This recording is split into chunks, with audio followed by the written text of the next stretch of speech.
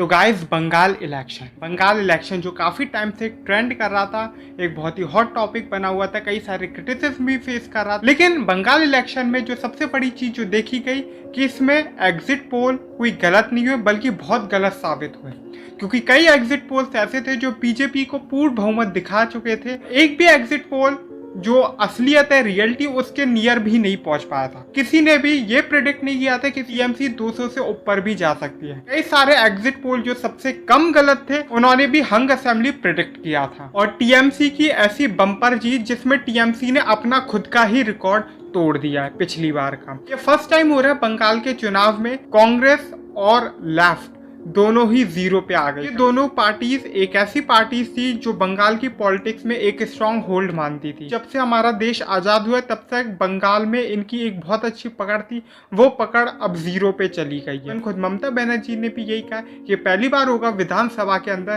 कि सामने जब मैं बैठूंगी तो लेफ्ट या कांग्रेस कोई भी नहीं बैठा होगा। खैर, एग्जिट पोल तो सारे न्यूज चैनल्स के गलत हुए। क्यों गलत हुए? क्योंकि गोदी मीडिया तो है, वो तो एक ही को जिताता है। हालांकि पिछले कई बार से ये भी देखा गया कि जो एग्जिट पोल्स होते हैं वो गलत हो रहे हैं, क्योंकि जनता मोस्टली एग्जिट पोल का उल्टा ही कर रही है। लेकिन इन एग्जिट पोल्स को साइड में रखे तो फिर जो सबसे सही साबित हुआ था वो प्रशांत किशोर। प्रशांत किशोर कौन है? प्रशांत किशोर देश के एक पॉलिटिकल स्ट्रेटेजिस्ट है, जो कि स्ट्रेटेजीज डिसाइड करते हैं कि पॉलिटिकल पार्टीज किस तरह लड़े कि वो इलेक्शन जीते।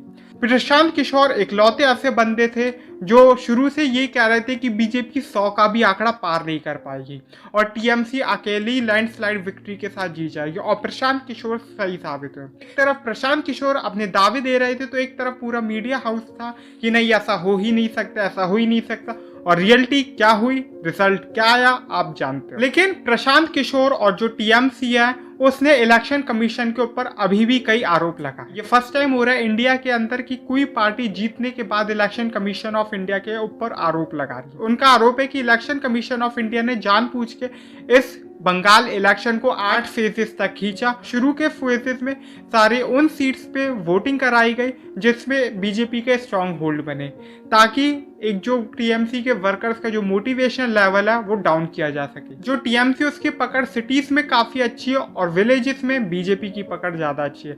लेकिन ये सारी चीजें जो एक अज्यूम की जा रही थी वो भी नकार दी गई। सोचा जा रहा था कि जो हिंदू वोटर्स है वो सारा बीजेपी के पास जाएगा, लेकिन जनता ने इस बात को भी नकार दिया, क्योंकि कई सारी ऐसी कॉन्स्टिट्यूएंसीज हैं जिसमें यह प्रेडिक्ट किया जा रहा था कि बीजेपी ही जीतेगी, लेकिन उन कॉन्स्टिट्यूएंसीज पे भी टीएमसी आराम से जीत गई। अभी बहुत से लोग ये आरोप लगाते कि जो टीएमसी है उसको मुस्लिम ने सपोर्ट किया, लेकिन जो डोमिनेंट कम्युनिटी है वेस्ट बंगाल की वो हिंदू है और हिंदुओं ने उसे भर के सपोर्ट दिया है। हालांकि हिंदुओं ने बीजेपी के साथ ना जाके टीएमसी की तरफ गए थे, जिस वजह से अब बीजेपी का ही जो आईटी सेल है, बीजेपी के नेता है, वो उन हिंदुओं को गाली दे रहे हैं। और ऐसा पहली बार नहीं हो रहा, ऐसा दिल्ली इलेक्शन में भी बीजेपी ने अपने ही हिंदू वोटरों को गाली दी थी कि तुमने हमें वोट क्यों नहीं। और ऐसा हर चुनाव में जहां पे भी बीजेपी हारती है वो अपने हिंदू वोटरों को ही गाली देना स्टार्ट कर देती है। बीजेपी भली बुरी तरह हारी हो, लेकिन फिर भी बीजेपी के लिए एक एडवांटेज है कि जो 3 विधायकों की पार्टी थी बंगाल के अंदर, अब वो अपोजिशन में चली गई। तो वही केरल में जहाँ पे उनके पास एक विधायक था तो अब वो जीरो हो गया, मतलब बीजेपी अपना खाता भी नहीं खोल पाई या उनका खाता बंद कर दिया गया। कांग्रेस की सरकार बुरी तरह केरल में हारी है, क्योंकि एलडीएफ और यूडीएफ एक ऑल्टरनेट टेन्योर चलते थे कि पहले एलडीएफ आएगी, फिर यूडीएफ, फिर एलडीएफ, फिर यूटीएफ, और ये फर्स्ट टाइम हो रहा है कि एलडीएफ दोबारा अपना टर्म रिपीट करिए। वही तमिलनाडु की बात करें तो तमिलनाडु में जो 10 साल से डीएमके सत्ता के बाहर थी और एआईएडीएमके जो 10 साल से सत्ता में थी वो अपनी सत्ता खो चुकी है और डीएमके ने अपनी सरकार बना ली। और जो सबसे बड़ी बात थी कि इस बार तमिलनाडु की पॉलिटिक्स में कोई भी एक्टर नहीं था, कोई भी सेलिब्रिटी नहीं था। तमिलनाडु की पॉलिटिक्स में ये फर्स्ट टाइम हुआ कि कोई भी सेलिब्रिटी काम ही नहीं आया, और तमिलनाडु की पॉलिटिक्स में ये भी फर्स्ट टाइम हुआ कि इस पॉलिटिक्स में करुणानिधि और जयललिता जैसे दिग्गज फर्स्ट टाइम नहीं है बैटल फील्ड पे। ये इलेक्शन उनके बिना लड़ा गया और जो एक स्टार निकल के आया वो एमके स्टैलिन है, और फर्स्ट टाइम कमल हसन खुद भी हारे हैं। उसी के साथ साथ पुडुचेरी बीजेपी के लिए एक बहुत अच्छा साबित हुआ है। उधर की रीजनल पार्टी के साथ बीजेपी ने कॉलिजन कर लिया है, जिसकी वजह से अब बीजेपी का कॉलिजन उधर अपनी सरकार बनाएगा और कांग्रेस अपनी सत्ता समाप्त कर रहा है। तो वही जो असम है, असम में भी बीजेपी ने अपना दोबारा टर्म रिपीट किया है। एस्टिमेशन ये बन रहा था कि कांग्रेस इस राज्य को जीत जाएगी, लेकिन बीजेपी के अंदर ही कुछ 2 मंत्रियों में 4 लीडर्स में तनाव है, जिस वजह से बहुत से लोग ये भी एस्टिमेट कर रहे हैं कि बीजेपी अब क्या उपाय निकालेगी। तो बहुत से लोग ये भी कह रहे हैं कि ऐसा ना हो एक नेता दूसरी पार्टी में घुस के सरकार बना ले। हाल इलेक्शन में तो वैसे तो पहली बार हुआ है कि कांग्रेस और कम्युनिस्ट पार्टी ऑफ इंडिया अपना खाता भी नहीं खोल पाए, लेकिन कई चीजें पहली बार हुई है। जैसे कि बंगाल के अंदर पहली बार कांग्रेस और कम्युनिस्ट पार्टी ऑफ इंडिया की जो स्ट्रॉन्ग होल्ड कॉन्स्टिट्यूएंसी थी वो भी टीएमसी जीत गई। आज तक कोई और पार्टी जीती नहीं थी। तो कुछ चीजें भी पहली बार हुआ है कि ममता बनर्जी ने रिकॉर्ड तो बना दिए, एक बम्पर जीत कर ली, लेकिन वो अपनी खुद की सीट हार गई। इसका जो सबसे बड़ा रीजन था वो शुभेंदु अधिकारी जो थे वो नंदीग्राम के एक लोकल बहुत बड़े लीडर थे, जिनके खिलाफ वो खड़ी हो गए। और शुभेंदु अधिकारी पहले टीएमसी की तरफ से लड़ते थे और जीतते थे, और अब वो बीजेपी में चले गए, जिस वजह से जो वोट्स था उसमें काफी आगे पीछे हुआ। बहुत से लोगों का ये कहना था कि ममता बनर्जी 2 सीटों से लड़ेगी। जैसे कि नरेंद्र मोदी जब पहली बार उत्तर प्रदेश में लड़ने आए थे तो वो वडनगर गुजरात से भी लड़े थे, ताकि वो अगर उत्तर प्रदेश में जीत नहीं पाए तो कम से कम वो सीट अपनी बचा ले। लेकिन अगर वो 2 सीट से लड़ती तो ये होता कि टीएमसी के वर्कर्स का मॉरल डाउन होता कि देखो वो तो 2 सीट से लड़ रही है अपनी इज्जत बचाने के लिए। हालांकि नंदीग्राम में कुछ 1700 के आसपास के वोटों से जो शुभेंदु अधिकारी उन्होंने ममता बनर्जी को हटाया।